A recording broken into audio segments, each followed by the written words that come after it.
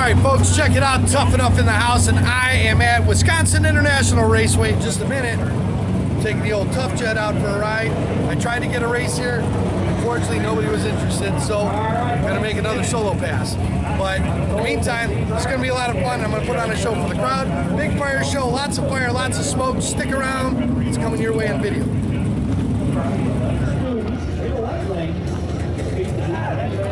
Taking on Louise Mahoja out of Oneida, Wisconsin, with her 2006 Dodge SR8 wagon.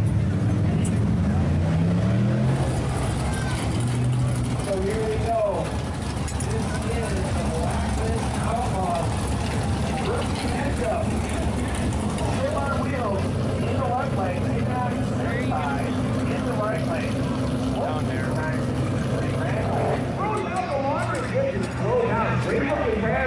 And as Travis folks, here he comes.